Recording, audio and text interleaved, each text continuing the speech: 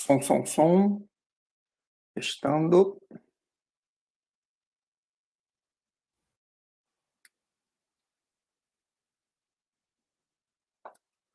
Som. Som.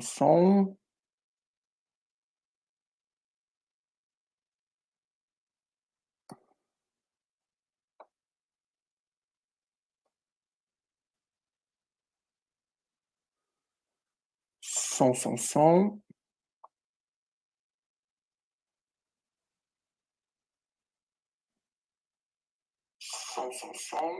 Opa, estamos ao vivo. Estamos ao vivo, boa noite. Boa noite a todos, sejam todos bem-vindos. Obrigado pela companhia, mais nessa noite de segunda-feira.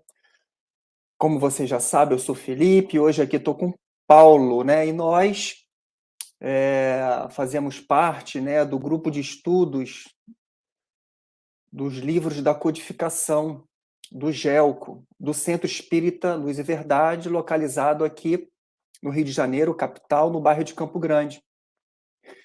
E nós aparecemos, né, em função da pandemia, o curso que é presencial foi colocado virtual, online, e em função da tecnologia, só eu e o Paulo que aparecemos. E essa é a nossa comunicação com vocês, e vocês, né, entram em contato com a gente, se comuniquem com a gente com texto, tá? Colocando a participação de vocês. Para vocês também que veem esse vídeo depois, fiquem à vontade em interagir, porque a gente interage em seguida.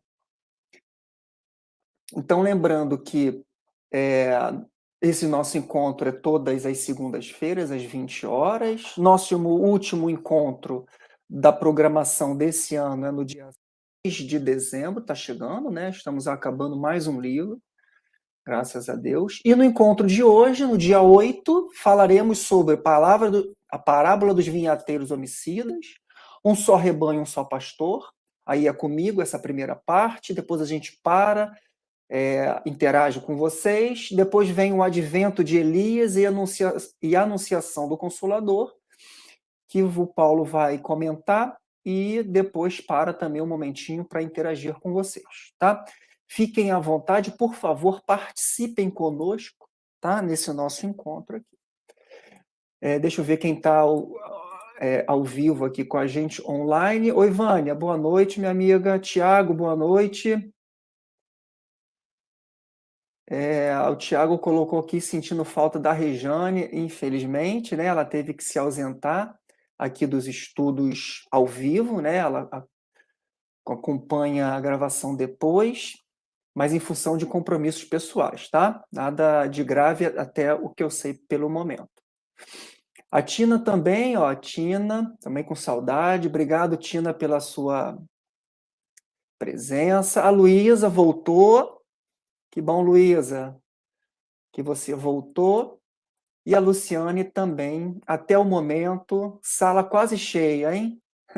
A nossa turma não é muito grande, tem mais ou menos aí umas 8 pessoas que ficam ao vivo, né, aproximadamente. Então é isso, vou fazer a página da prece, vou fazer a página de preparo, faço a prece e já emendo no nosso estudo da noite de hoje, que hoje eu acho que está divertidíssimo. Para mim, é um dos melhores momentos desse capítulo é o dia de hoje, tá? Então, eu separei para introduzir Caminho, Verdade e Vida, né, de Francisco Cândido Xavier e Emmanuel, e o item 11. Então, esse livro ele vem uma prece evangélica, uma prece baseada no Testamento, e depois vem um comentário de Emmanuel. E ele começa assim: conforto. Se alguém me segue, se alguém me serve, siga-me. Foi dito por Jesus, relatado por João, no capítulo 12, versículo 26. Comentário do Emmanuel. Frequentemente as organizações religiosas, e mormente as espiritistas, na atualidade, estão repletas de pessoas ansiosas por um conforto. De fato, a elevada doutrina dos espíritos é a divina expressão do Consolador prometido. Em suas atividades, resplendem caminhos novos para o pensamento humano, cheio de profundas consolações para os dias mais duros. No entanto, é imprescindível ponderar que não será justo querer alguém confortar-se sem se dar o trabalho necessário. Muitos pedem amparo aos mensageiros do plano invisível, mas como recebê-lo se chegaram ao cúmulo de abandonar-se ao sabor da ventania impetuosa que sopra, de rijo nos revaladouros do caminho? Conforto espiritual não é como o pão do mundo, que passa mecanicamente de mão em mão para saciar a fome do corpo, mas sim como o sol, que é o mesmo para todos, penetrando, porém, somente nos lugares onde se haja feito reduto fechado para as sombras. Os discípulos de Jesus podem referir-se às suas necessidades de conforto, isso é natural. Todavia, antes disso, necessitam saber se estão servindo ao Mestre e seguindo. O Cristo nunca faltou às suas promessas. Seu reino divino se ergue sobre consolações imortais. Mas para atingi-lo, faz necessário seguir-lhe os passos. E ninguém ignora qual foi o caminho de Jesus nas pedras desse mundo. Então, para aqueles que desejarem, fechar os olhos, para que nesse momento de prece, de oração, a gente silencie a nossa mente, acalme os nossos corações, se desconecte do mundo apenas por um momento, para que direcionemos o pensamento a Deus, seja onde Ele estiver dentro de nós, lá em cima, aqui embaixo, do outro lado, mas na certeza da existência desse Criador, desse nosso Pai, de justiça, amor e caridade, para agradecer do fundo do coração a nossa vida, a nossa criação como espírito, essa nossa oportunidade de estarmos reencarnados e juntos, para que possamos experienciar, aprender, refletir sobre as suas leis, sobre suas regras, sobre a sua vinha, que possamos agradecer essa oportunidade, inclusive agora, de estarmos conectados. Diante de tudo que ocorreu nesses anos, a gente não se desconectou. Agradecer essa oportunidade única. Rogamos aos benfeitores, aos nossos anjos protetores, que vibrem em nosso favor, que emita fluidos benfazejos de ânimo e boa vontade sincera em nosso espírito, em nosso perispírito, em nosso corpo. Assim para aqueles também tão necessitados que rogam aos planos superiores ajuda. Que possam proteger esse nosso encontro, como assim o fez e o faz, trazendo-nos inspirações, pensamentos, ideias renovadoras que possam nos fazer refletir sobre o que pensamos, o que sentimos e como agimos. Porque crendo no Deus de justiça, amor e caridade, temos a certeza de que amanhã teremos uma nova oportunidade. Uma nova oportunidade, já melhores que hoje, de colocarmos em prática novas ideias, novos pensamentos e novos sentimentos. Tendo a certeza que trata-se de uma das várias receitas de um caminho a ser percorrido, um caminho evolutivo a ser percorrido, saindo dessa oportunidade, dessa experiência carnal, muito melhor do que chegamos. Graças a Deus.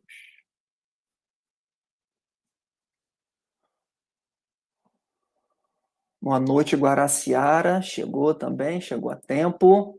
Se ajeitem na cadeira que vamos nós, né? Hoje o assunto acho que é um dos melhores, hein? Então vamos lá, pega aí o nosso livro. Deixa eu até botar o recadinho do livro aqui, que é sempre importante o recadinho do livro. Em todos os comentários tem, né, em todos os vídeos tem esse link para o livro, que é o objetivo do nosso encontro, estudar o autor, as ideias que o autor coloca no livro, né? Então vamos lá, pega lá, item 29, capítulo 17, item 29. Dos vinhateiros homicidas. Está escrito, foi relatado por Mateus, no capítulo 21, versículos de 33 a 41. Então, antes da gente começar, é uma parábola, ou seja, já é um texto que já foi classificado como uma narrativa alegórica, muito comum à época de Jesus, ou melhor, muito comum, muito utilizado por Jesus para poder provocar uma realidade, né, um ensinamento comparado com a realidade daquele momento. Né? A parábola dos vinhateiros. Vinhateiros, a gente pode dizer que são produtores de vinhos e homicidas, ou seja, que matou algumas pessoas. Então vamos ler a passagem, que ela é muito bela, e eu já vou colocando aqui os pontos que Kardec coloca no item 30. Tá? Então ele diz assim, Jesus, né? Havia um pai de família, Deus, que tendo plantado uma vinha, ou seja, uma plantação, né, de uva, que Kardec chama de lei divina, fazendo esse paralelo entre o sentido alegórico e o sentido de ordem superior. Havia um pai de família, que a gente pode chamar de Deus, que tendo plantado uma vinha, ou seja, uma plantação de uva, o que Jesus quis dizer como lei divina, segundo Kardec, acercou com uma sebe, como se fosse plantas, né? Fez um cercado de plantas. E cavando a terra, construiu. Arrendou-a, ou seja, alugou. Depois a uns vinhateiros, produtores de unha. Indivíduos, né? Segundo Kardec, esses vinhateiros, no sentido de ordem superior, eram indivíduos que deviam ensinar e praticar a lei. Então arrendou-a depois a uns vinhateiros e partiu para um país distante. Ora, estando próximo o tempo dos frutos, enviou ele seus servos aos vinhateiros, né? Para recolher o fruto de sua vinda. Então Deus enviou servos, ou seja, enviou missionários, enviou profetas, né, para que fosse recolher o fruto aos arrendatários, né, quem estava tomando conta da terra, da plantação. Os vinhateiros, apoderando-se dos servos, deram num, mataram o outro e o outro apedrejaram. Né? Então, em algum momento, esses vinhateiros, esses alugadores, arrendatários, se sentiram dono da produção, né, das uvas que foram produzidas pela vinha. Ele continua: enviou-lhes outros servos em maior número que primeiros, e eles o trataram da mesma maneira. Por fim, enviou-lhes seu próprio filho, Jesus. Kardec diz, dizendo de si para si: ao meu filho, eles terão algum respeito. Deus dizendo de si para si. Mas os vinhateiros, ao verem o filho, disseram entre si: Aqui está o herdeiro. Vinde, mantemo-lo e ficaremos donos de sua herança. E com isso pegaram dele, lançaram-no fora da vinha e o mataram. Quando o dono da vinha vier, como tratará esses vinhateiros? Responderam-lhe: fará que pereçam miseravelmente esses malvados, e arrendará a vinha a outros vinhateiros, que lhe entreguem os frutos na extração própria. Então, como que Kardec coloca essa reflexão, né? Perdão, como que o Kardec reflete, a partir do item 30, essa passagem, uma opinião dele, e eu vou resumir para vocês aqui. Então, ele coloca o pai de família como Deus, a vinha como lei divina, os vinhateiros, os arrendatários como indivíduos que devem ensinar e praticar a lei, e os servos como profetas e missionários. Tá? E ele continua assim, no item 30, no segundo parágrafo. Assim aconteceu com os escribas, com os príncipes dos sacerdotes e com os fariseus. Assim será quando ele vier de novo pedir as contas a cada um do que fez da sua doutrina. Retirará toda a sua autoridade, que ao dela houver abusado, pois ele quer que o seu campo seja administrado de acordo com sua vontade. Então, o Kardec fez um comentário colocando os escribas, os príncipes e os fariseus como um exemplo dos vinhateiros. Né? Por quê? O Kardec coloca desse jeito. Porque lá no item Notícias Históricas, na introdução do Evangelho segundo o Espiritismo, se eu não me engano, ele diz assim: escribas e fariseus. Quem são os escribas e fariseus? Doutores que ensinavam e interpretavam a lei de Moisés.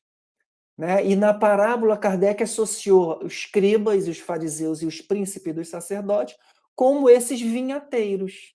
Ou seja, pessoas que alugaram uma plantação, a plantação já estava feita, a terra já existia. Então, essas pessoas alugaram, cuidaram da terra. E na hora dos frutos, ao invés de devolver os frutos ao semeador, ao dono da terra, ao dono da plantação, eles ficaram com os frutos e mataram, por isso que chamam de vinhateiros homicidas, mataram os servos enviados, que Kardec chama estes de profetas, dos missionários. Né? Então faz uma associação interessante para a gente refletir, inclusive na nossa vida atual. Né? Como que essa parábola se encaixaria, né, no sentido que a gente toca as nossas vidas?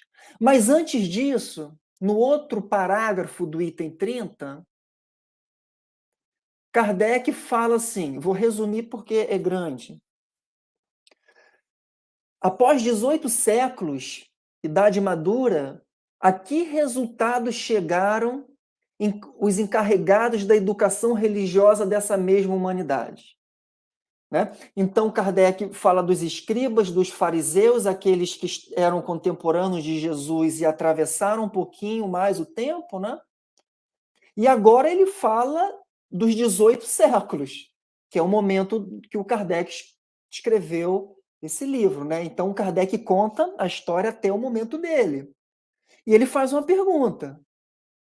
Naquela época eram os escribas, eram os fariseus, eram os príncipes dos sacerdotes. E hoje, os encarregados da educação religiosa dessa mesma humanidade, chegados em idade madura, por 18 séculos, cada século, 100 anos. Né? Que resultados chegaram?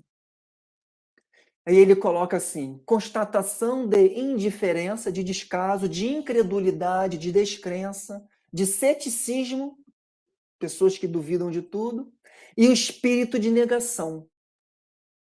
espalhados em todas as da sociedade. Que o Kardec está ali, ele está colocando uma posição do que ele estava enxergando do networking dele, da rede de contatos dele. É uma visão, e ele colocou uma opinião. E no outro parágrafo ele começa assim, ó, mas se algumas das palavras, olha só que interessante, mas se alguma das palavras do Cristo se apresentam encobertas pelo véu da alegoria, pelo que respeita à regra de proceder, às relações de homem para homem, aos princípios morais a que ele expressamente condicionou a salvação, seus ensinos são claros, explícitos e sem ambiguidade. Esse trecho, por sinal, está no Evangelho segundo o Espiritismo, no capítulo 15. Né? Que é como Kardec começa o Evangelho segundo o Espiritismo.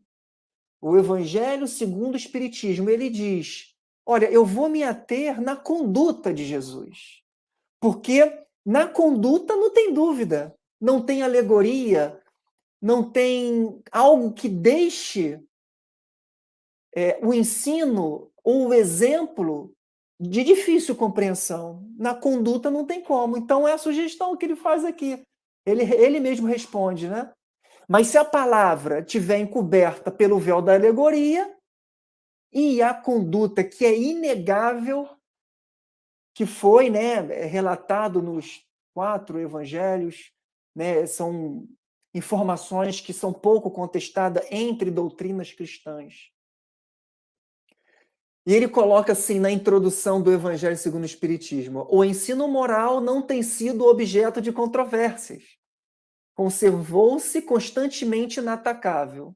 Diante desse código divino, a própria incredulidade se curva. Está lá na introdução de o Evangelho segundo o Espiritismo. Né? E ele começa o outro parágrafo, dizendo assim: que fizeram de suas máximas de caridade, de amor, de tolerância, das recomendações que fez a seus apóstolos para que convertesse os homens pela persuasão e pela brandura. Persuasão é você influenciar, né? No diálogo, na conversa. E pela brandura, né? Sem violência. Que fizeram da simplicidade, da humildade, do desinteresse, de todas as virtudes que ele exemplificou. São perguntas que ele faz. Né? E eu vou resumir essa segunda parte desse parágrafo com palavras duras, que a história conta sobre essas palavras duras. Então, Kardec diz assim: em seu nome, em nome de Jesus, se excomungaram mutuamente, se excluíram hoje em dia, né? Se cancelaram, para tornar contemporânea a palavra, né?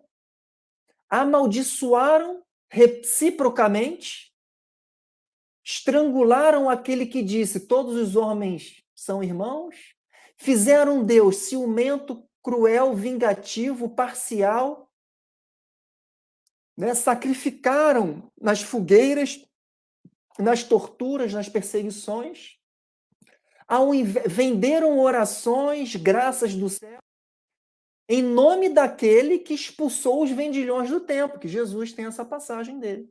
Ao invés do Deus de infinitamente justo, bom, misericordioso, de paz e de verdade.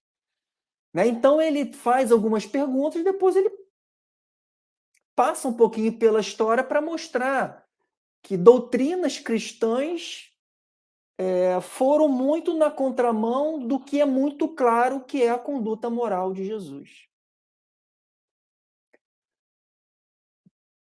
E ele termina assim, esse capítulo.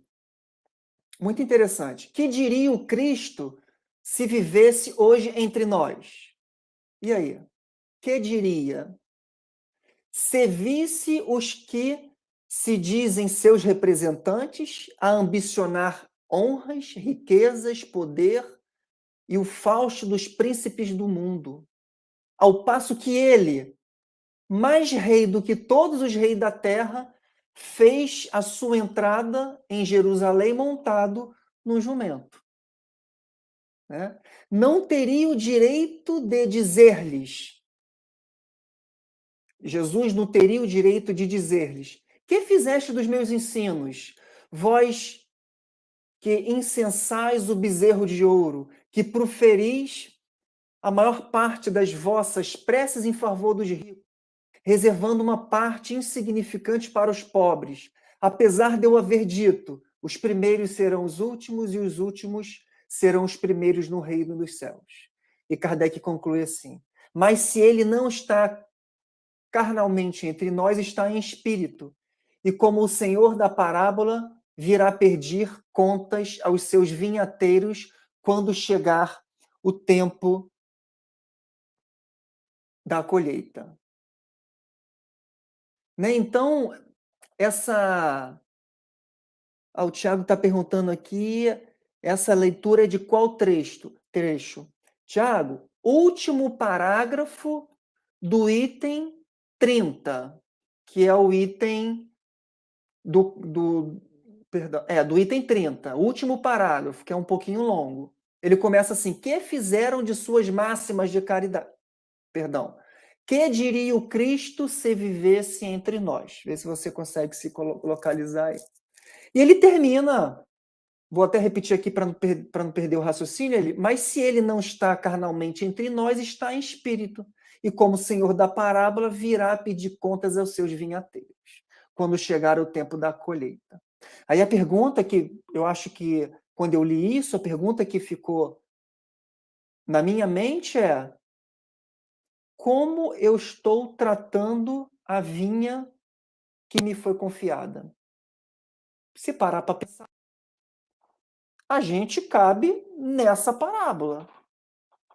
Vamos falar só dessa encarnação, só dessa reencarnação.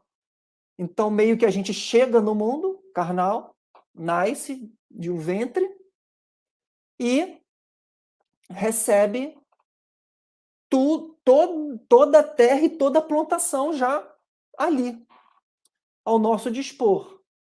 Não é isso? Né? Tem um pai, tem uma mãe, eu tenho o cuidador, tenho o responsável, aí tem um local, tem uma casa. Né? Então, a gente reencarna no mundo já como se fosse uma terra com plantações. Né? A gente vai ali crescendo, ganhando, completando o ciclo reencarnatório, ganhando responsabilidades, ganhando direitos e ganhando deveres. Então a gente vai meio que cultivando essa vinha, eu pensei assim. Então o filho, o amigo, o vizinho, o parente, o trabalho, né? Temos ali um conjunto de direitos e deveres, certamente. Então, eu penso que se em algum momento a gente achar que isso tudo é propriedade nossa, é o pensamento igual do vinhateiro. Quando começar a produzir os frutos, eu vou achar que é meu. Mas só que é o que a gente, eu acho que tem que pensar de uma forma diferente. Como o Emmanuel diz em muito nesse livro Caminho, Verdade e Vida, nós somos utilizadores, arrendatários, como Kardec coloca, alugadores, como Kardec coloca, de tudo. E que, na verdade, isso tudo que existe é a vinha em que a gente vai trabalhar. Cuidar de filho, cuidar de parente, cuidar de amigo, cuidar. Né? Nada disso é nosso. Em algum momento, se a gente achar que isso é nosso, a gente está se parecendo com um vinhateiro. Mas assim, é preocupante esse pensamento, mas consolador ao mesmo tempo. Por quê? Kardec coloca, o que consola é que, como Kardec coloca não, Jesus coloca na parábola, é que como a gente trata a vinha, nós seremos tratados. né? Os deslizes e os acertos. Né? Então, a gente está aqui, estamos trabalhando na vinha, estamos acertando e errando. Faz parte. No que a gente vai tendo os retornos, né? Que a gente precisa aí fazer os consertos, né? Podar novamente, fazer uma nova semeadura, consertar a árvore que está meio quebradinha. Deixa eu ver que tem algum comentário aqui, que eu vou botar agora, para a gente, porque muda de parábola e senão a gente se perde. O Tiago colocou assim, acho importante essa crítica, para lembrarmos que continuamos na posição de cristãos e, como tais, estejamos sujeitos a nos inclinar nesses erros sem percebermos. Show de bola. Concordo contigo. Vigiar, né? Como, querendo ou não, nós nos sintonizamos com a mensagem do Cristo, porque nós somos cristãos espíritas, né? Certamente a gente tem que tomar esse cuidado, e como diz Kardec, e como diz Emmanuel na página que eu compartilhei com vocês. Pô, até perdi a página aqui. Trabalho, a gente estava falando sobre isso, né? Às vezes o texto difícil, às vezes né? Então a gente tem que ter a nossa cota de esforço. Perdi a página aqui. A gente tem que ter a nossa cota de esforço, né? Para que a gente compreenda e alcance uma nova dimensão de entendimento. Ele coloca outro comentário. Temos que separar o que são os princípios e a essência daquilo que é interferência, vício, distorção das lições de Jesus e do Espiritismo. Legal, Tiago. Também estou nessa linha aí. O trabalho é esse. Eu sempre pensei assim, não é a ideia, é o esforço para tentar separar o joio do trigo e a gente pegar o entendimento que vai levar a gente numa dimensão de entendimento melhor, maior. Paulo, se quiser comentar, tá? Só levantar o dedinho aí. Parece simples, mas é difícil de observar e identificarmos do que imaginamos. São inclinações de muitos séculos. Desconstruir essa bagagem é um processo longo e exige constante vigilância. Perfeito. Acho que a principal habilidade que a gente tem que desenvolver é a vigilância. Né? Porque se a gente fala do passado e a gente soma um conteúdo muito legal, porque não tinha vigilância. E quando a gente vigia, a gente conta até 10, a gente tem oportunidade ainda de ser ajudado. Então, acho que o grande aprendizado é esse, a vigilância, aprender a se vigiar. Que aí é só uma questão de tempo material. Algumas encarnações, porque essa habilidade de, cara, respira fundo primeiro, conta até 10, se não der conta até 20, se não der conta até 30, para você deixar o sangue animal do corpo, né, da espécie humana baixar, você fazer algumas relações, pedir ajuda e tomar decisão. Eu acho que o grande aprendizado, inclusive, que o Espiritismo traz. Paulo, por favor. Não, é só uma intervenção rapidinha, né? Aproveitando até essa última deixa que você deu sobre essa questão do vigiar, lembrar o vigiar e orar, né? E eu já falava isso, orar, vigiar. Vigiar é observar nossas ações, nosso autoconhecimento, e a oração também, que é importante. E nessa semana, né, eu estava fazendo estudo sobre anjo da guarda, e é legal que está lá no Livro dos Espíritos, tem uma questão que eu passei batido quando eu fui ler das primeiras vezes o Livro dos Espíritos, mas assim, tem uma frase que está na resposta lá. O anjo da guarda, ele assim, é uma afeição, eu estou mudando aqui as palavras, mas é nesse sentido que está lá no Livro dos Espíritos. Se a gente imaginar a afeição mais forte que a gente tem aqui na Terra, seja com o nosso cônjuge, ou com uma pessoa que a gente ama, um filho e tudo, a maior afeição que a gente tem na Terra, ainda assim não é maior do que a do anjo da guarda para a gente. Isso é muito forte. E é justamente E, né, cada um de nós tem um anjo da guarda. Então, ele é esse intermediário entre a gente e Deus. Então, por isso que a prece é um dos fundamentos espírita. Por quê? Se a gente vê que a sobrecarga está alta, que está difícil as vicissitudes, está difícil, a gente tem um recurso da prece para orar para esse protetor, para que nos dê a inspiração, né? Ele não vai tirar a prova do nosso lombo, né, Felipe? Mas a inspiração para saber qual é o melhor caminho. Perfeito, Paulo, muito bem complementado. E para fazer, né, todo esse auxílio que o Paulo explicou, que a doutrina espírita explica, tem que vigiar. Inspirar, se for afoito, afobado, perde esses recursos, essa ajuda de muita valia. Certo? Então vamos passar para o outro item aqui. Um só rebanho, um só pastor. Está em João, item 31, tá? Para vocês se conectarem aí. Item 31. Um só rebanho, um só pastor. Então tá no Novo Testamento, está na Bíblia, Novo Testamento, foi relatado por João no capítulo 10, versículo 16. E a passagem é a seguinte, diz assim: tenho ainda outras ovelhas que não são deste aprisco, abrigo. É preciso que também essas eu conduza. Elas escutarão a minha voz e haverá um só rebanho e um só pastor. Então, comentários de Kardec. Eu vou dar uma resumida, tá? Que é bem grande, para a gente passar por todas. E em algumas eu vou entrar nos detalhes que eu acho que tem um valor legal para a gente grifar, sinalizar, né? Marcar.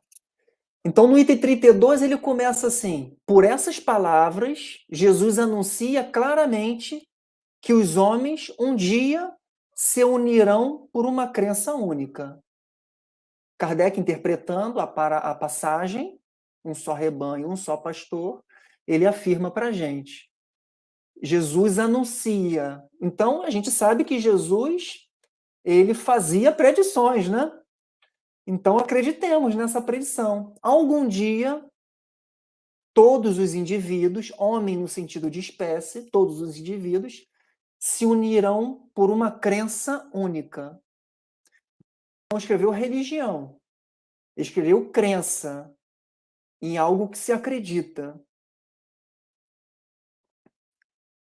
Aí ele continua assim: mas como poderá efetuar-se essa união?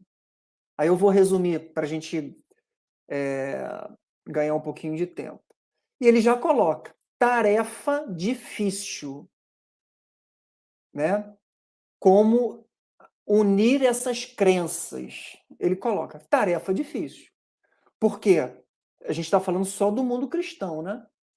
Porque existem diferenças, existem antagonismo, é a palavra que ele coloca, a gente pode chamar isso de oposição de ideias, cada um com a obstinação em ter a posse exclusiva da verdade, e o que é pior, no meu ver, nenhuma admite qualquer concessão às suas crenças.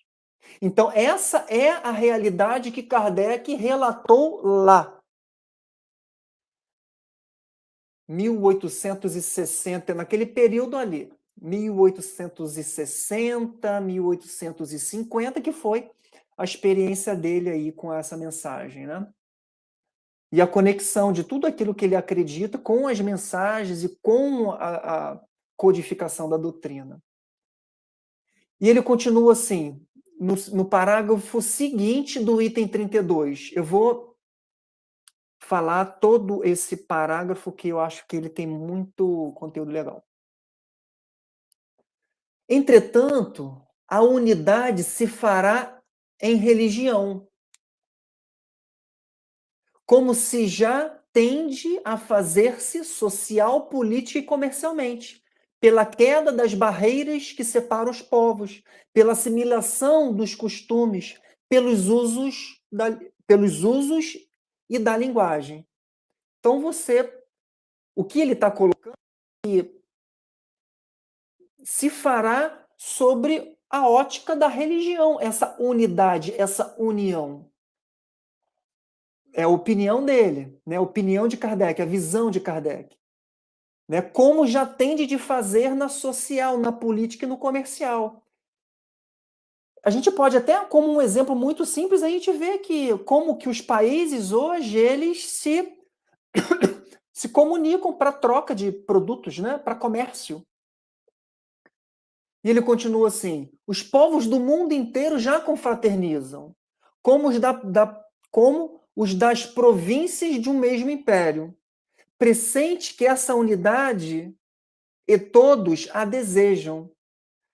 Ela se fará pela força das coisas. Eu gosto disso. Quando o Kardec fala assim, essa união se fará pela força das coisas. Ele não sabe dizer o quê. Qual vai ser o elemento de unificação? Aí ele diz, pela força das coisas, porque se tornará uma necessidade, a fim de que se estreite os laços de fraternidade entre as nações. Far-se-á pelo desenvolvimento da razão humana, que se tornará apta a compreender a puerilidade, ou seja, pela infantilidade de todas as divergências. Então, essa união se dará pela razão, pelas ideias, pelo diálogo, pela conversa. Né? Depois que essas dissidências, essas divergências acabarem. E ele continua, pelo progresso das ciências, a demonstrar cada dia mais os erros materiais sobre quais as dissidências se apoiam. Então, a ciência evolui, esclarece os erros materiais, as dissidências, as discordâncias, os antagonismos apoiados nesses erros se desfazem, né? Ele continua, e a destacar pouco a pouco das suas fieiras, do seu caminho, as pedras estragadas. Se é certo que a ciência destrói nas religiões o que é obra dos homens e fruto da ignorância das leis da natureza, também é certo que não poderá destruir, a ciência não poderá destruir, apesar da opinião de alguns. O que é obra de Deus não poderá destruir o que é obra de Deus e eterna verdade. Afastando os acessórios, ele prepara o caminho para a unidade. Nossa, esse parágrafo que eu achei, acho que a gente poderia fazer um curso só sobre esse parágrafo. Tem muitas informações legais. E ele coloca aqui, em resumo, os indivíduos podem se unir pelas religiões, né? E que tem a ajuda da ciência para poder eliminar os erros materiais que as religiões separadas se apoiavam. Então, isso por um motivo, você tira as diferenças e conecta as ideias, né? E que ele coloca como que a ciência destrói, porque ela é uma obra dos séculos, ele começou o livro falando sobre isso. A ciência vai destruir tudo o que é obra dos homens, deixando ali o que é obra de Deus e eterna verdade. Eu vou fazer uma reflexão aqui com vocês, recente, que eu gosto sempre de citar. O que vivemos com o Covid-19 em relação a nações, países? O que vivemos? Então, olha só, vírus, olha só como é a força das coisas, porque se tornará uma necessidade. O Covid-19 foi uma força das coisas. Então, um vírus que apareceu e que, diante dos fatos, cada um teve que se proteger para proteger o outro, e que todos tiveram que, ou a maior parte tiveram que se vacinar, apesar de toda a insegurança, para que o planeta volte a uma normalidade. Não é surreal? Não é a força das coisas? Então, olha só, olha como como a força das coisas leva ao estabelecimento de uma necessidade. Países produzindo vacinas e distribuindo para outros países, por muitas vezes vendendo, por outras vezes dando. E que era uma consciência das nações, vou generalizar aqui, nunca gostei de generalizar, mas uma consciência que uma vida voltada ao normal era uma vida com todo mundo vacinado, para que não tivesse mais reclusão, lockdown, afastamento, fechamento de fronteiras. Se fosse alguns anos atrás, muitos anos atrás, cada um fechava a sua fronteira, resolvia o que era seu. Mas o mundo não dá mais para viver assim. O mundo é pela troca, é pela viagem, é pelo comércio. Né? E mesmo aquela nação mais endurecida na ajuda ao próximo, tem que ajudar, porque tem a ver com a ajuda dela própria. Não é surreal, cara? Quando eu li isso aqui, eu fiquei dias aqui olhando essa frase. Ela se dará, ou seja, essa união se dará pela força das coisas, porque se tornará uma necessidade. Os países se uniram, vacinas foram produzidas pelas essas mentes inteligentes em tempos rápidos, sacrificando, às vezes, até etapas necessárias, mas objetivando esse estado que a gente está vivendo hoje, né, de uma certa tranquilidade. Bom, vamos avançar aqui que o meu tempo está acabando e muito. Então, no próximo parágrafo, a fim de se chegar em uma unidade, aí Kardec exercita essa ideia de unidade religiosa. Religiões devem se encontrar em terreno neutro, comum a todas. Terão que fazer concessões e sacrifícios, maiores ou menores, segundo seus dogmas. Né? Depois ele fala de um movimento de descentralização, essa ideia é excelente, é muito boa, não tem como a gente comentar aqui, mas a gente pode comentar no WhatsApp, que há um movimento de descentralização de tudo, no meu ponto de vista. Da notícia, da produção do conteúdo audiovisual, da comunicação, do transporte, do trabalho, tá? Mas a gente comenta depois no grupo isso, se vocês quiserem. Aí no outro parágrafo ele coloca assim, a religião que congregará todos os homens, que religião é essa? Que unirá todos os homens? Que satisfaça a razão, que seja algo raciocinado, intelectualizado no sentido de estudo, de pensamento, né? Que as aspirações do coração e do espírito vão legitimar e não a matéria, mas o sentimento e essas condições do espírito, né? Que vão fazer se unir, que não seja desmentida pela ciência positiva, ou seja, a ciência faz parte dessa união religiosa. Uma religião que não fique imobilizada, parada no tempo, que acompanhe a humanidade em sua marcha progressiva, que não seja exclusiva só daqueles, que não seja intolerante, que tolere, que seja emancipadora da inteligência e da fé raciocinada, aquela que o código moral seja mais puro, mais lógico, em harmonia com as necessidades sociais, apropriada a fundar um reino de bem. O reino do bem, da prática, da caridade e da fraternidade universal. Então, minha gente, capítulozinho show de bola também, para a gente ler com mais calma e depois comentar no nosso grupo para a gente interagir. Tá? Vamos dar uma pausazinha aqui, bem rapidinha, que senão vou esgotar o tempo do Paulo na exposição dele. O que nós temos aqui? Espera aí que eu me perdi aqui agora. Felipe, eu acabei, quando eu coloquei já explico na pausa, era para colocar com o meu login. Eu acabei confundindo. Não vi aí. Não Aí tem problema não, amigo. desconsidera. Deixa eu colocar aqui.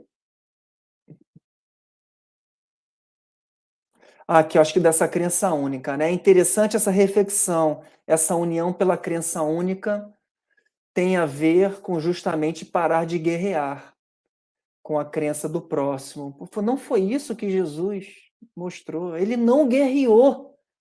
Até com leis mosaicas que eram contrárias à sua doutrina, ele foi sutil. Né? Ele foi, como é que diz Kardec ali? Ele foi racional. Né? Me lembro aqui do apedrejamento da mulher, né? Ele responde ali botaram ele na sinuca de bico, ele responde com uma elegância, né? Aquele que nunca pecou, atire a primeira pedra. Tem a ver com não brigar para colocar uma religião acima da outra. Enquanto todos brigam, ninguém avança. Os que brigam não avançam. De enxergar nós como um tipo de adversário um do outro. Somos irmãos. Aí Kardec diz, muitos foram apedrejados por causa disso. Né? O Espiritismo destacando a importância da ciência para que ande junto, né? Espiritismo também é uma ciência, Paulo. Obrigado, Paulo. Ciência que estuda a natureza, né? Ou seja, a composição, da onde ele veio, para onde ele vai, os espíritos, e a sua relação com o mundo corporal. Perfeito, caiu aqui o meu celular. Verdade, Paulo, mas hoje em dia me preocupo com essa imparcialidade. Muitos homens do movimento espírita vêm se movendo em sentido contrário. Aí o Kardec, aí o Paulo falou que já vai explicar. Aí, por vezes, reduzindo a doutrina indevidamente a meras crenças que os próprios princípios repudiam. Né? Ou seja, o Tiago já está com uma lente de aumento, identificando ali o joio do trigo. Joga fora o joio, Paulo. Ô, Tiago, joga fora o joio. Você já está conseguindo distinguir. Pega o trigo, dá o teu exemplo e vida que segue. Paulinho, é contigo agora, meu amigo. Fica à vontade aí para comentar isso e dar início aí ao teu estudo. Me perdoe pelos Obrigado. 2 minutos aí. Não, tá muito bom. Não, eu só complementei, né? Porque isso aqui vocês vão encontrar na obra O que é o Espiritismo, uma obra também publicada por Allan Kardec. Lá o Cássio tem a definição do Espiritismo. Está lá nessa obra. Ele vai dizer assim: o Espiritismo é a ciência que estuda a natureza, origem e destino dos espíritos e a relação com o mundo corporal. Não vai dar assim, tempo para explicar sobre esse tríplice aspecto, ciência, filosofia, religião. É muito meio, dá muito tempo, aí teria que ficar 3 horas, 4 horas discutindo, né? Mas eu quis colocar isso também porque é nesse ponto que também tem a ver com a questão da unificação das crenças. Porque ele vai tocar estudando sobre o princípio inteligente, o espírito, o destino. Isso aí são de interesse de todas as religiões, né? Qualquer religião, do espiritismo do tipo cristão, o tipo cristão católico, o tipo cristão protestante, as outras religiões que nasceram no Oriente, né? O budismo, as várias correntes hinduístas, o Islã. Todas as religiões no mundo, elas trabalham com princípios em comuns, que são a crença na vida futura, a crença de que há algo além da matéria, não é? Todas as religiões são espiritualistas. A crença num Deus ou numa divindade, né? Um poder superior ao humano. Então, nessas questões gerais, é que há o laço de comum. E talvez o mais importante, né? Que é o ensino do bem. Né? Uma boa religião, ela ensina a fazer o bem. Ela conduz no caminho do bem. Agora, tem as questões de dogma que são particulares ao entendimento a cada um, e isso aí tende a se diluir na longa duração do tempo, do progresso, né? na medida que a humanidade for conhecer melhor as leis de Deus, realmente as religiões vão estar progredindo, porque a lei do progresso abarca todos, e a gente imagina que num futuro a gente chegue nessa crença comum, né? No momento que a gente precisa do momento, acho que foi o Tiago que comentou, né? É muito do respeito, né? À crença alheia, a tolerância, o diálogo, respeitar, mesmo que eu não creia, que eu não acredite, não siga aquela fé particular, mas eu respeito, né, a liberdade de consciência, que isso também é caridade. Então a gente respeitar as diferenças, mas há um denominador comum aí que é a crença em Deus, a crença na vida futura e o ensino do bem, que é de todas as religiões que conduzem a humanidade a Deus. Vou dar prosseguimento. Vocês ficam livres aí para comentar, Felipe, o pessoal. Vamos dar prosseguimento aqui ao item Advento de Elias, do 33 e 34, e depois eu vou comentar a anunciação do Consolador, né? O Advento de Elias é pequenininho, eu vou ler aqui para vocês. Meu áudio tá bom, Felipe? Tá dando para ouvir? Tá. O Advento de Elias, dá no 33, ó. Então seus discípulos lhe perguntaram: por que, pois, os escribas dizem que é necessário que Elias venha antes? É uma pergunta. Mas Jesus lhes respondeu: é verdade que Elias devia vir e que restabelecerá todas as coisas. Mas eu vos declaro que Elias já veio e não o conheceram, mas o trataram como quiseram. É assim que fará morrer o Filho do Homem. Então seus discípulos compreenderam que era de João Batista que ele lhes falara. Essa passagem está em São Mateus, capítulo 27, versículo 10 a 13. No 34 tem a explicação de Kardec, que diz assim, ó: Elias já retornara na pessoa de João Batista. Seu novo advento é anunciado de maneira explícita. Ora, como não pode retornar senão num corpo novo, é a consagração formal do princípio da pluralidade das existências. Isso está lá no Evangelho segundo o Espiritismo, capítulo 4, versículo 10. Tem lá a explicação dessa passagem, né, de um modo mais ampliado.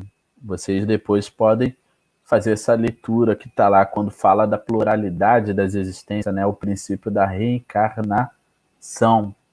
E lembrando que a gente está no capítulo das predições do Evangelho, as predições que estava entre aquele povo, né, entre os hebreus, entre os judeus, já estava nas escrituras. O Elias era um profeta, né, dos antepassados ali desse povo cultural onde Jesus encarnara, e era um dos principais profetas, né, que figura lá no Velho Testamento. E tinha essa profecia de que, né, essa predição de que ele voltaria, esse grande profeta. E os discípulos, né, perguntam a Jesus se Elias já veio. Ao que Jesus confirma, né, que ele já tinha vindo sim, né? E aí, como diz na própria passagem, os discípulos compreenderam que era de João Batista. No Evangelho, esse raciocínio é mais desenvolvido, mas olha só. Se o Elias deveria vir, não era o profeta com o corpo da qual ele encarnara, como os hebreus antigos conheciam lá no Velho Testamento, né? Senão viria com o próprio corpo de Elias. Seria ao invés de reencarnação, a ressurreição. Mas não se trata de ressurreição, porque Jesus falava bem claramente, né, que era o João Batista. Por causa de todo o contexto, né, que o João Batista era aquele que preparou a missão de Jesus, né, foi o primeiro ali profeta do Novo Testamento, que falava que estava chegando, né, Jesus queria pregar.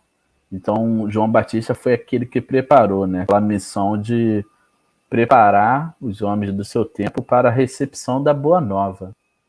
E seria o Batista a reencarnação do Elias, né? Então isso fica muito explícito, muito claro nessas passagens, né? É claro que algumas pessoas de interpretação dogmática vão tentar explicar isso por outras questões, né? Ah, mas ele está falando numa semelhança de personalidades, né? Como se João Batista fosse o Elias, né? Mas isso fica muito explícito nessa passagem, né? Vocês depois vão ler lá no Evangelho, isso é explicado lá. Então, era um caso da reencarnação e essa predição Jesus confirma, né? A predição ela foi realizada. Elias veio. Elias veio, mas no corpo de João Batista, outra personalidade, né? Outra personalidade, mas o mesmo espírito. Elias. A anunciação do Consolador. Essa passagem é maravilhosa também. Também é explicado lá no Evangelho segundo o Espiritismo, né? Eu vou ler do 35 ao 36 para vocês.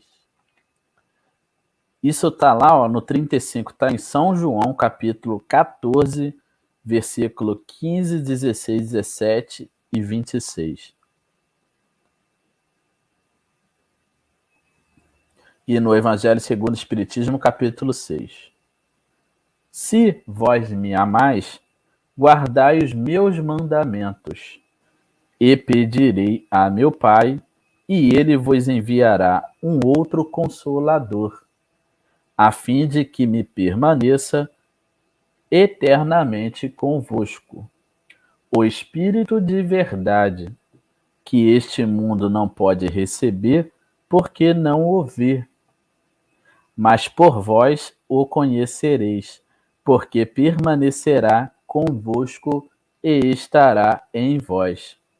Mas o Consolador, que é o Espírito Santo, que meu Pai enviará em meu nome, vos ensinará todas as coisas e vos fará lembrar de tudo o que vos disse. Essa passagem está lá, a Anunciação do Consolador, uma predição que é relatado no Evangelho de São João. O item 36, também São João, capítulo 16, versículo 7 a 4. Entretanto, eu vos digo a verdade, ser-vos-á útil que eu me vá, porque se eu não for, o Consolador não virá a vós. Mas eu me vou e vô-lo enviarei. E ele, quando vier, convencerá o mundo quanto ao pecado, quanto à justiça e quanto ao julgamento. Quanto ao pecado, porque não crer em mim?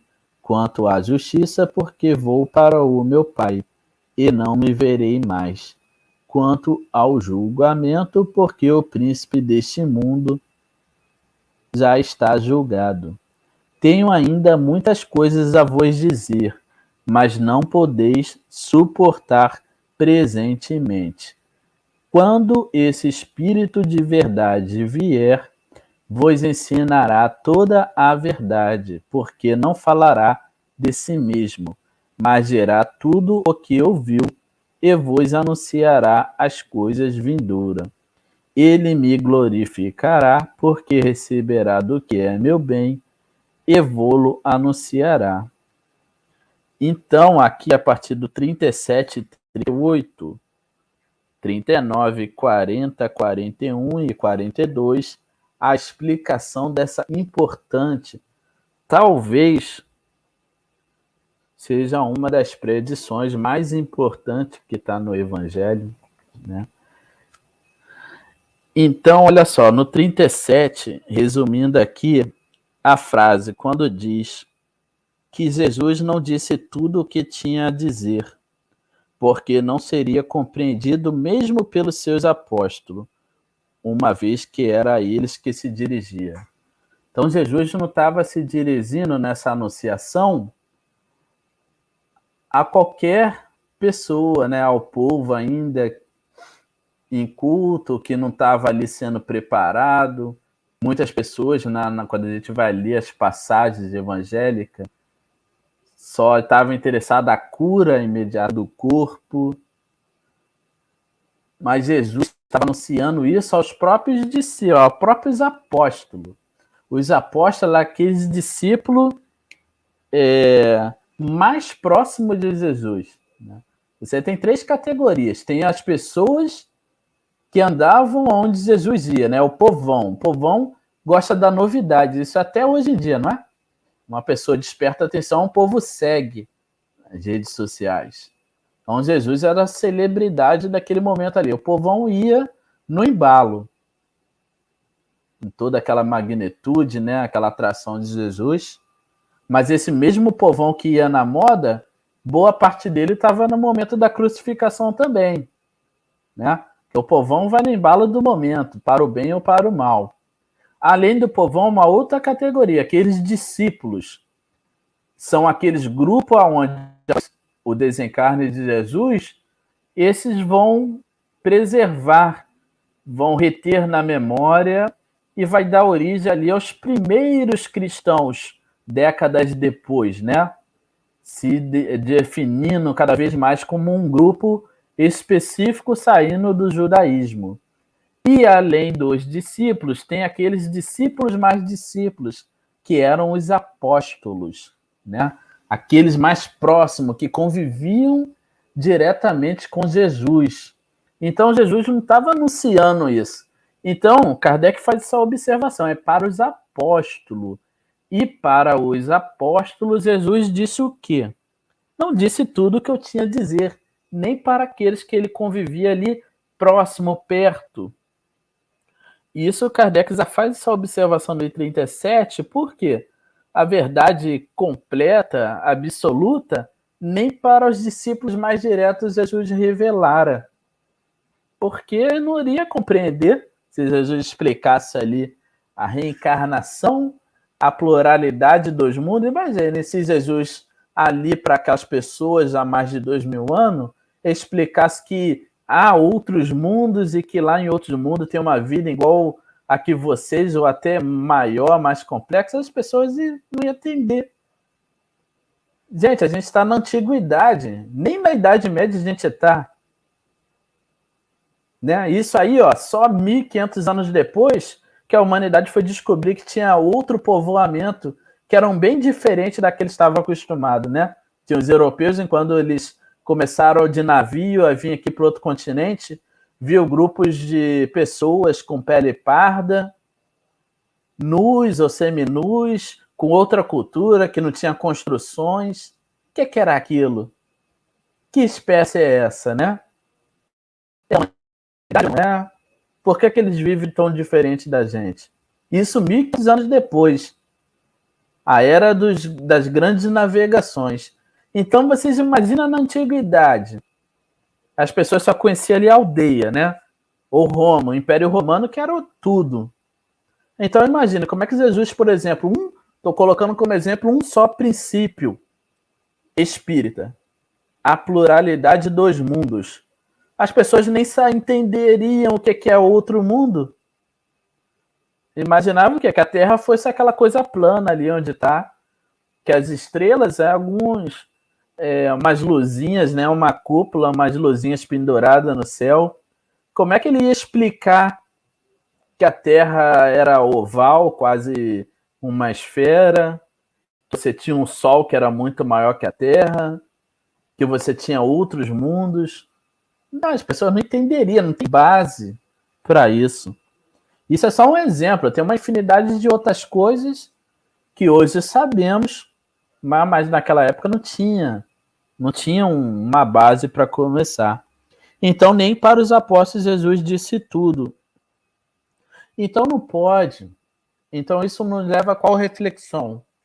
Você não pode pegar daquilo que foi compilado naquelas palavras, não vou nem entrar na problemática de tradução, de adulteração, até porque esse é um terreno aí polêmico, né?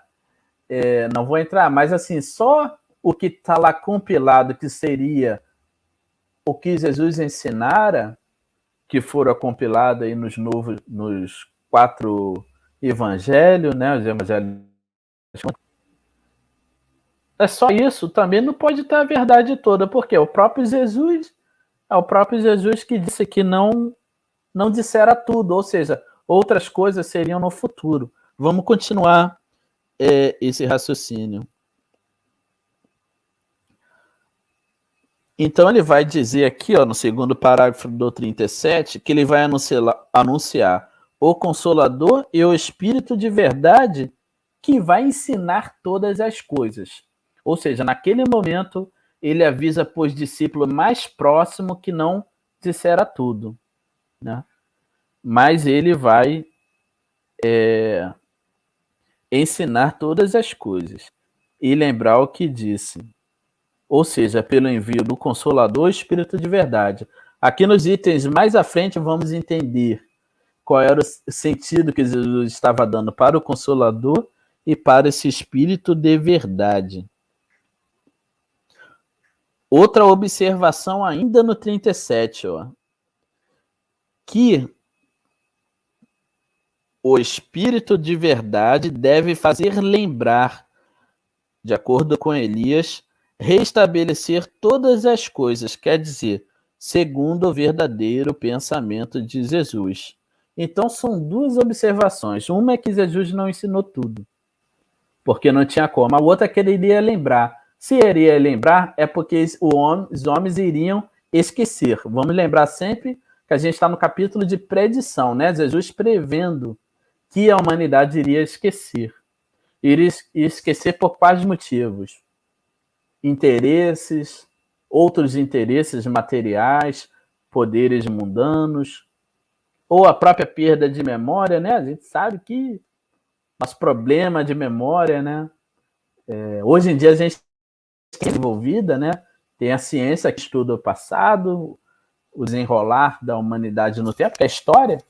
Mas olha só, a história ela só se constituiu como ciência no século XIX, na época de Kardec.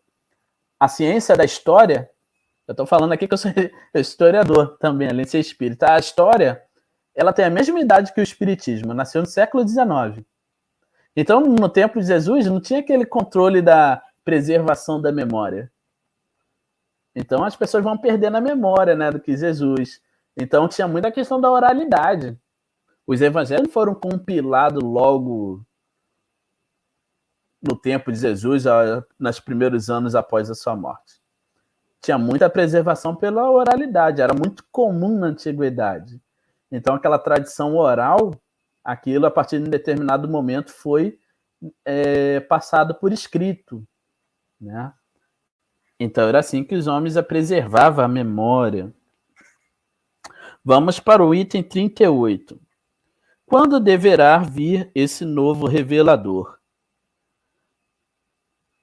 É muito evidente que se na época que Jesus falava, os homens não estavam no sentido de compreender as coisas que lhe restava dizer, não seria em alguns anos que poderiam adquirir as luzes necessárias, porque algumas pessoas de outros credos cristãos, obviamente, vai interpretar isso de uma outra forma, e é isso que Kardec está argumentando no 38.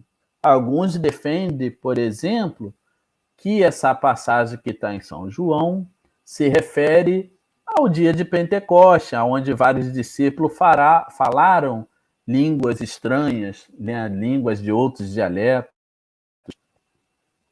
O dia de Pentecoste, né? Seria o Consolador, seria o entendimento do Espírito Santo, que faz parte, né, da noção do dogma da Trindade Universal. Isso na teologia de outras correntes cristãs, né? Mas aí Kardec vai argumentar da seguinte forma: se para os apóstolos, né, os discípulos direto, Jesus não pudera dizer tudo, e lembrando sempre, estou reforçando isso, era para os apóstolos, para aqueles que Jesus confiava e convivia, aqueles que Jesus escolheu a dedo para continuar a sua missão. Se nem para eles Jesus dissera tudo, como é que para imediatamente, alguns anos depois poderia estar apto? Não tem lógica, o Kardec vai dizer. Não tem lógica, o conceito é o mesmo. E seria pior ainda, seria para pessoas que nem conviveram diretamente com Jesus. Então, não tem lógica. Né? Por quê? Porque o conhecimento do mundo era o mesmo, o contexto era o mesmo. Né? Então, se para alguns anos depois também valeria o mesmo raciocínio. As pessoas ainda não estavam preparadas para ter um conhecimento novo, além. Né? É o que Kardec vai elucidar aqui. No 38, depois vocês leem com mais calma, né? No 39, no 39 ele vai discutir de que tipo é esse consolador. É uma personalidade? É uma pessoa encarnada? Ou é um movimento? Né? O que vocês acham? Coloca aí.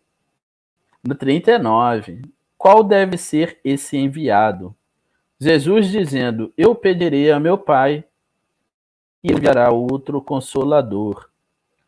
Indica claramente que não é ele mesmo, de outro modo teria dito, eu retornarei para completar o que vos ensinei. Né? Até hoje tem a crença, né, do Jesus vai voltar. E aí, o que vocês acham? Jesus já voltou? Vai voltar? Ele vai dizer outro consolador, ou seja, não é ele mesmo, como Kardec vai dizer aqui, senão ele diria, eu mesmo retornarei. Ele vai dizer um outro consolador.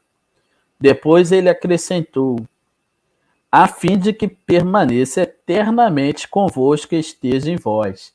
Opa! Então não pode ser uma pessoa encarnada, porque a vida tem limite, ninguém vive eternamente encarnado num corpo perecível.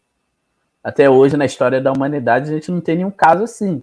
Provavelmente não teremos, porque iria de encontro com a lei natural, com a lei de Deus. O corpo material é perecível, né? Não passa numa média de 100 anos. Então, isso aí já descarta que esse consolador fosse uma pessoa encarnada. Né? Por quê? Porque Jesus falava, era outra pessoa, outro consolador. Outra pessoa não, outro consolador. Ou seja, não era o próprio Jesus. E aqui, ó, a fim de que permaneça eternamente convosco e esteja em vós. Então não é uma pessoa em carne e osso. Né? Ele vai continuar o raciocínio aqui no 39. Isso não se poderia entender de uma individualidade encarnada, que não pode permanecer eternamente convosco, ainda menos estar dentro de nós. Mas se compreende muito bem de uma doutrina, a qual, com efeito, quando assimilada, pode estar eternamente conosco. O Consolador é, pois, no pensamento de Jesus, a personificação de uma doutrina soberanamente consoladora, cujo inspirador deve ser o Espírito de verdade. Vocês depois estudam lá o Consolador Prometido, é o capítulo, que eu não sei o número, está lá no Evangelho segundo o Espiritismo, né? Eu sei que a maioria tem esse livro em casa. O Evangelho, talvez, segundo o Espiritismo, talvez é mais lido que o próprio Livro dos Espíritos. Tem lá o capítulo que fala dessa parte do Consolador, né? Acredito que a maioria aí faça culto no lar. Tem lá o capítulo Consolador Prometido, o jugo leve. E aí tem essa explicação de um modo ampliado, né? O Consolador. Então, o Consolador seria entendido aqui como a própria doutrina espírita, esse Consolador, né? No 40, vai explicar o porquê que é inspirado pelo Espírito de verdade. O Espírito de verdade, sim, é um espírito. O Espírito de verdade é um espírito que inspira outros espíritos superiores que tiveram a missão de trazer à humanidade, em meados do século XIX, uma doutrina consoladora. Por que consoladora? Porque ela mostra a realidade da vida futura de um modo que nenhuma religião até então fizera. Por quê? Não apenas fala, já a possibilidade que a gente observe pelo diálogo com os espíritos desencarnados, pela possibilidade da comunicação com os entes queridos. Então, a vida espiritual, a vida futura se tornou de um modo, um conhecimento tão positivo como nunca antes a gente teve essa condição, né? Vamos trazer para o contexto contemporâneo e lembrar aí na missão de Chico Xavier, né, trazendo as cartas, quantas pessoas foram consoladas, né? Quem de vocês aí já viu o filme de Chico? Vale a pena. Divaldo, que está encarnado ainda conosco até hoje, né? A gente costuma valorizar as pessoas depois que desencarna, é um hábito que a gente tem, né?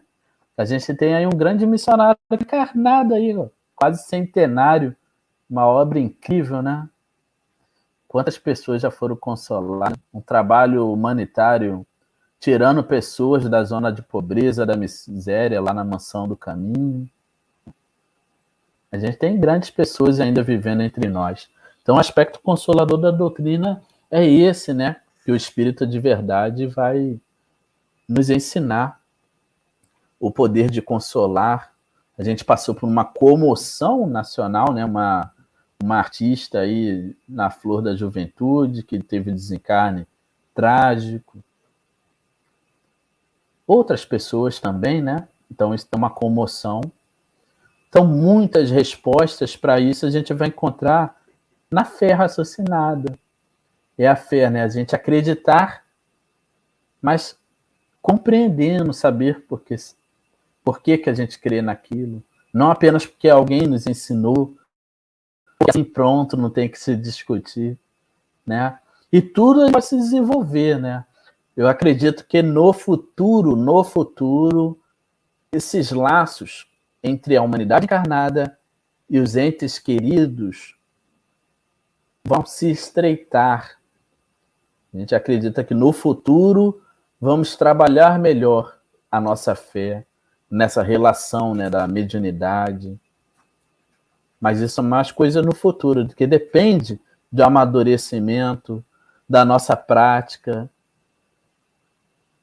do nosso convívio, né, a nuvem de espírito que nos acompanha. Então, tudo está relacionado.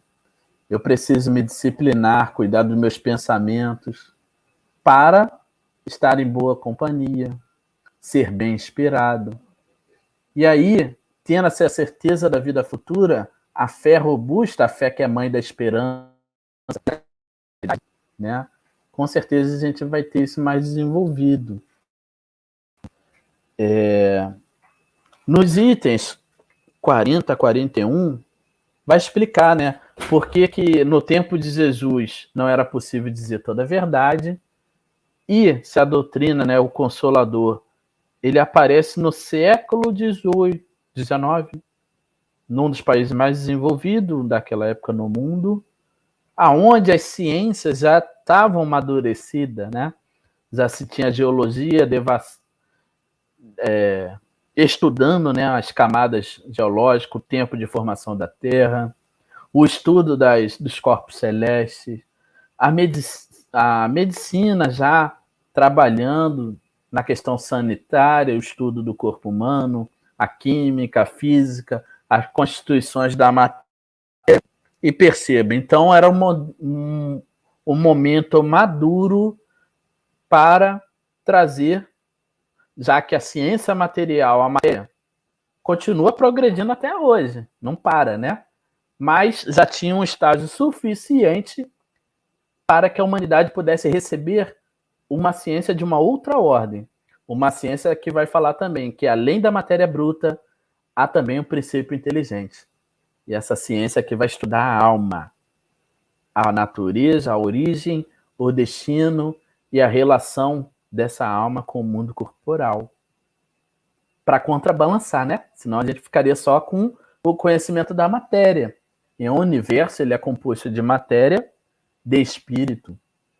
E, acima de todos, Deus. Então, o Espiritismo veio nesse momento. E é claro que é uma semente, foi jogada para ser cultivada. Inclusive, nós temos essa responsabilidade, né?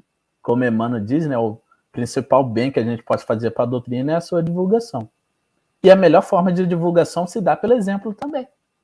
Se eu sou um bom espírita, eu me esforço, tendo como aquela meta um homem de bem, o que eu faço? As pessoas vão observar a minha volta. O Paulo está transformado, hein? Quem diria? Mas ele também segue a casa espírita. O Felipe, depois que passou a estudar, a trabalhar lá no centro, a estudar, tem uma pessoa assim tão calma, passa tão bom exemplo. Essa propagação espírita aí, não é bater de porta em porta, falar de Kardec, não adianta só pregar pela boca para fora, não. Melhor divulgação que a gente faz é o exemplo. As pessoas observar que vale a pena ser do bem, vale a pena se esforçar no bem, vale a pena fazer a caridade. Porque se a gente não passa para isso, como é que a gente vai pregar a moral para o outro? Se eu não me esforço, né?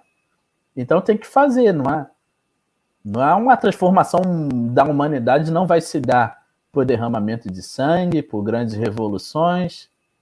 Tem várias propostas que já surgiram, não deram certo. Não deram certo porque se não trabalhar a moral interna, o autoconhecimento, não adianta nenhuma teoria, nenhum projeto político, não adianta se não trabalhar o interno.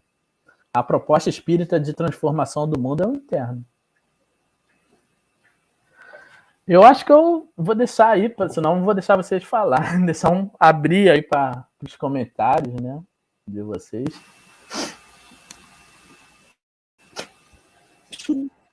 Acho que o pessoal ficou pensativo, hein, Paulo? Esqueceu até de digitar.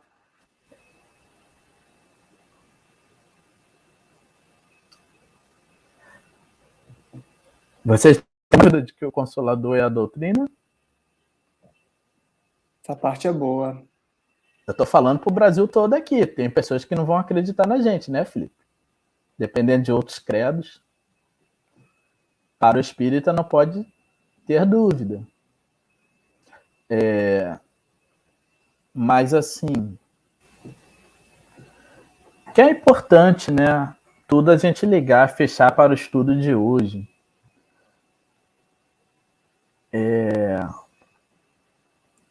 Eu acho assim, você comentou, filho, lembrou, é muito interessante, porque Kardec vai falar no Evangelho que a moral é o ponto de união de todos os credos, né? Não tem polêmica. Se for estudar o Evangelho segundo o Espiritismo, fala da moral, fala de conduta, né? Então perceba, nesse caso não importa dogmas particulares, credos. Se eu sou uma pessoa de bem, isso aí é um denominador comum, né, que une as diferenças. Qual o objetivo das religiões? Então, é o que Jesus ensinava, é a parte moral. É a parte moral, né? Então, muito interessante essa parte do Consolador. O espírito de verdade, eu ia comentar isso aqui, né? Porque isso às vezes é um ponto polêmico. O espírito de verdade é um espírito, tá, gente? Esse espírito era o anjo da guarda de Kardec. Tá? O nosso anjo da guarda é sempre de uma ordem elevada. Se nós somos espírito de terceira ordem, de acordo com a escala espírita, o nosso anjo da guarda é da segunda. Se Kardec era da segunda ordem, era no espírito superior encarnado, então o anjo da guarda dele só poderia ser da primeira ordem, espírito puro. O espírito de verdade era um espírito puro. Tá? Então só ficam para reflexão aí, é um espírito puro. Que era o único espírito puro que encarnou na Terra. Não vou falar, fica só para vocês adivinharem. Porque eu não vou gerar essa polêmica aqui sendo vídeo gravado, mas fica para reflexão aí essa provocação. Quem vocês acham que era o anjo da guarda de Kardec? Não precisa responder, não. Responde mentalmente. Responde mentalmente.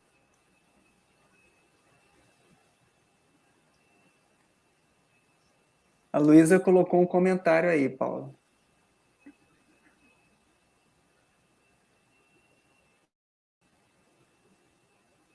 Ele tinha uma inspiração direta, né? Quem poderia inspirar ele no próprio pensamento?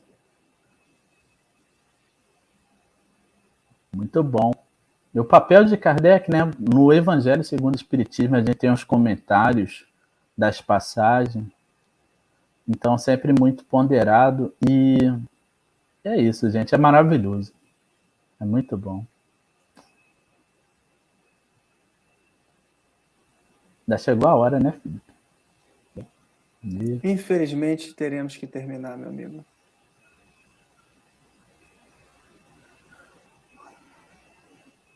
Fazer a prece? Por favor.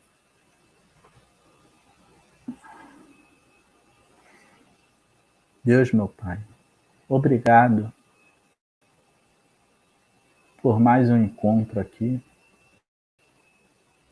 pelo recurso da tecnologia que nos permite, neste contexto ainda de pandemia, que com certeza passará, que temos essa fé, precisamos nos cuidar, mas temos essa oportunidade de estar reunidos, mesmo que remotamente, para estudar essa doutrina consoladora. Então, primeiramente, nós louvamos essa oportunidade, agradecemos em poder estudar todos nós juntos, todos os amigos aqui encarnados, a companhia espiritual que nos acompanha no estudo, que nos inspiram para o bem. Que esse estudo possa ficar internalizado. Daqui a algumas horas, em nosso momento do sono, em que o corpo repousa, mas o espírito aproveita esse recreio para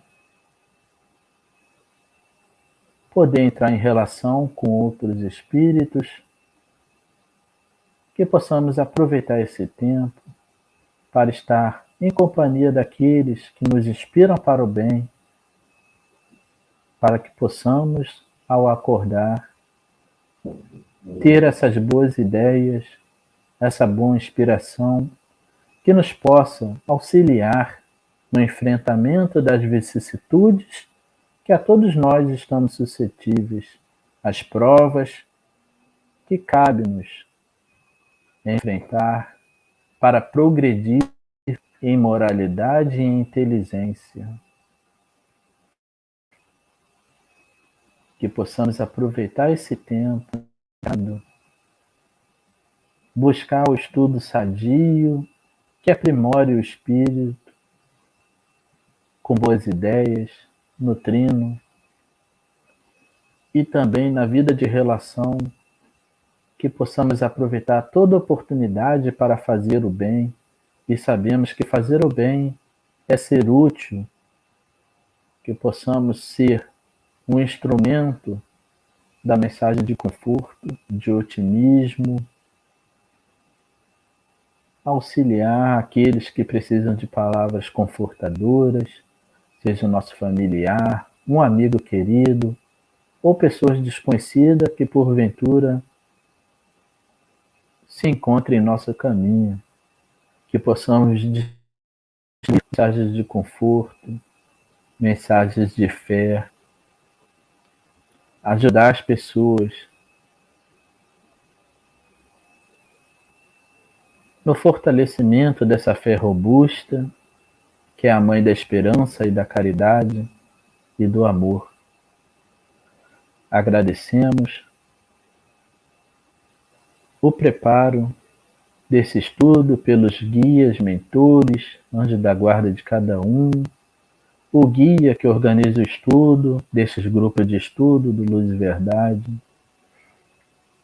e assim que possamos seguir com essas ideias, continuar aprendendo e exercitando pelo combustível do amor a caridade, que é o amor em ação, que se dá pelo perdão, esquecimento das ofensas, pela indulgência com o erro alheio,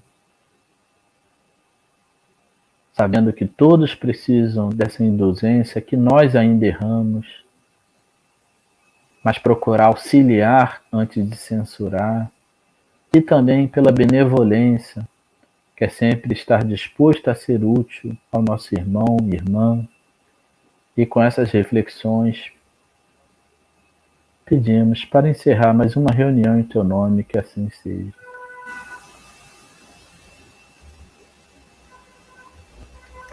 Obrigado, Paulo. Obrigado, gente. Boa semana. Até a próxima segunda. Valeu.